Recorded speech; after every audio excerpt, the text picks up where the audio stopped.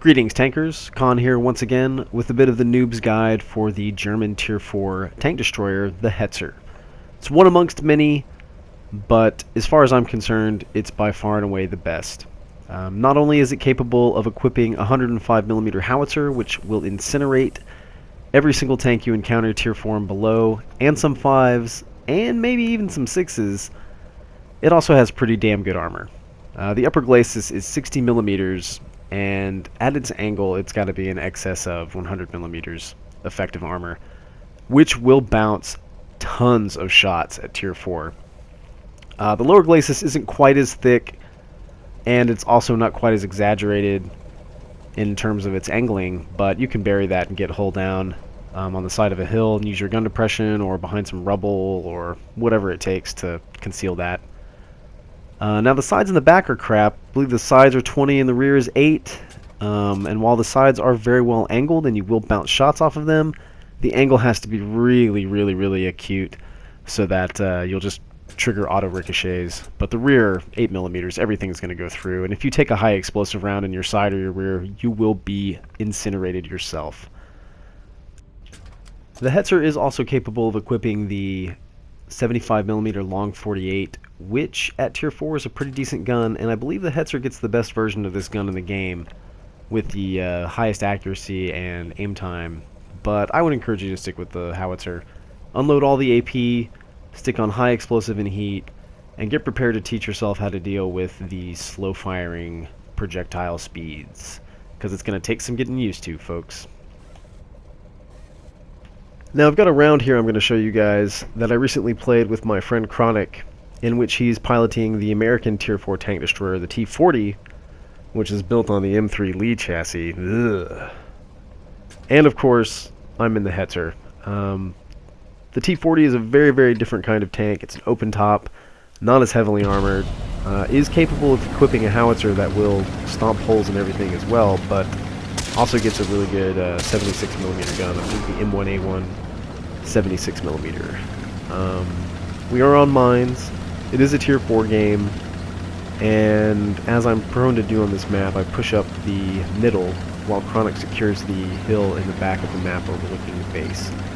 From these two separate positions, Chron is not putting himself in a type of situation where he's going to be relying upon his armor to stop shots. It's not going to. However, being in the Hetzer, I know that I can bounce some shots. I put myself into an aggressive position up forward.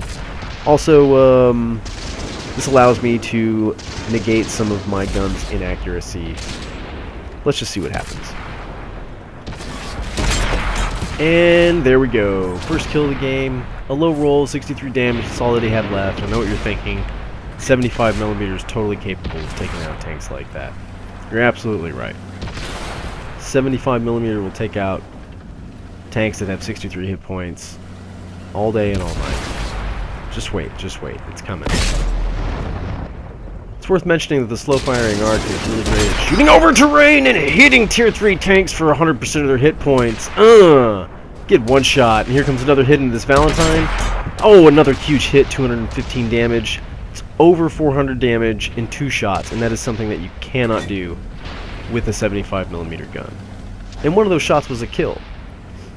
You know, and then while all this is going on, I got Chron over my shoulder with a fast-firing, accurate 76mm, putting down tanks left and right. Oh, he just got one there. And I just put one into the dirt. Something you're going to have to get used to with this gun. Don't let it discourage you. Be consistent with your aiming and just try to get those shots through where you can.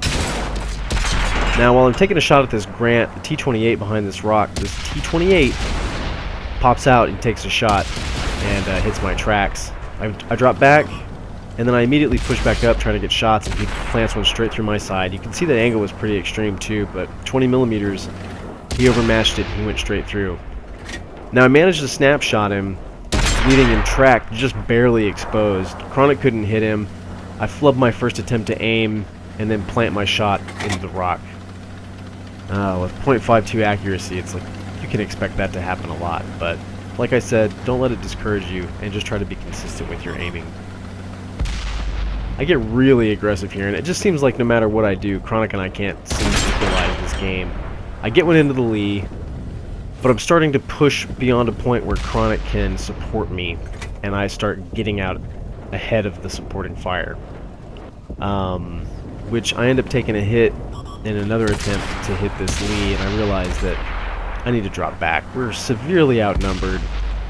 I'm losing my my best teammate's fire support, and I'm now almost dead. I'm one shot for a lot of these tanks on the board, of which there are many, as you can clearly see.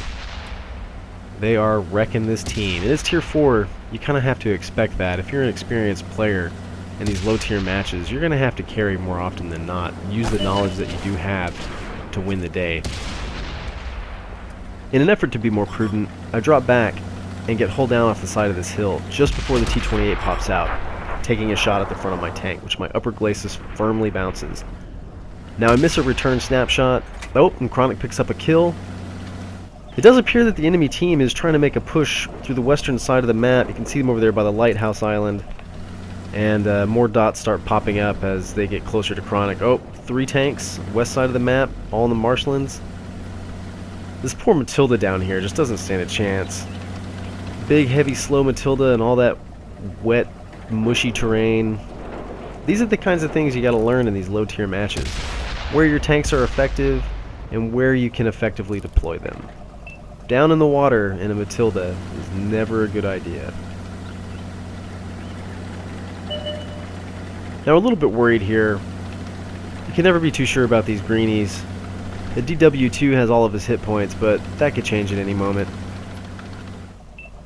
Still a Hetzer out there somewhere, and at least 2 tanks out on the western side of the map that aren't any threat to us up here on the high side. But this T-28 really was a bugger the entire duration of this round. Hunkered down behind that rock, spotting us. Oh, and there's the enemy Hetzer. Now watch what his upper glacis does to my high explosive round. Here it comes. It's away. Less than 100 damage off the front of that Hetzer. That's that 60 millimeters of angled frontal armor deflecting that high explosive round. If I'd hit him in the side... Oh, here we go. And again... Ah, 120 some odd damage. Once again, frontal armor of the Hetzer is very, very tough. And like I was saying, if it had been his side or his rear, he would have gone up in flames. There's just nothing the side armor can do against Temujiiin. Try to get another one into him, but it looks like it hits some rocks behind him as he scoots away. Chronic picks up yet another kill, laying them low.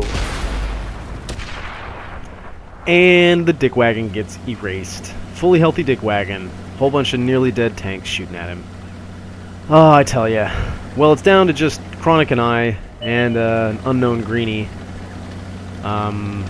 who's surely not long for this world. Oh, Kehoe comes over and pops him, and I waste my last round of high explosive trying to snapshot him in retaliation. Seeing as how it's just the 2 of us, I drop way, way back now. Definitely want to try to bait these guys into a kill zone and play it defensively.